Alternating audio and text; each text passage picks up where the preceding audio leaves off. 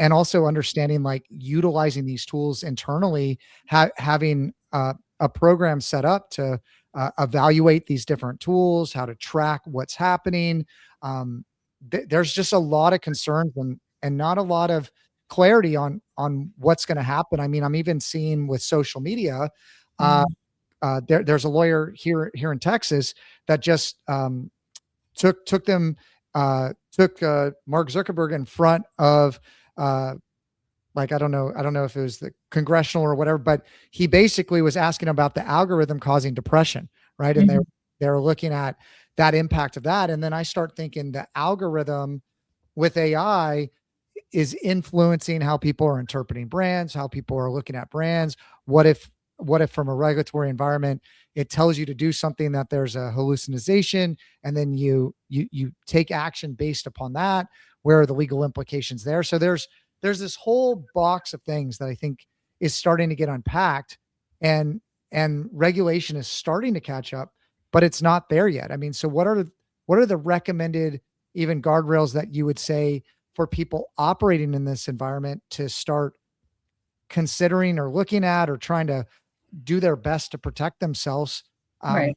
And you listed a whole slew of other things that they need to be thinking about as well. And I mean, what's the guidance you're giving people? Yeah, I do have some practical takeaways for anybody who's listening in terms of what are some things you can actually implement in a business of any size to sort of start dealing with and getting your arms around this. But my reaction to what you just shared about the regulatory environment is that what we were expecting to see with regulatory activity around AI was what we have seen historically regarding the regulatory landscape for data privacy. And what I mean by that is that Europe is simple. There's GDPR, it covers most of Europe, and it's one set of standards, and they're strict, but once everybody understood what they were, and they haven't evolved much since they were enacted, it's a playing field that people are getting more and more comfortable navigating. And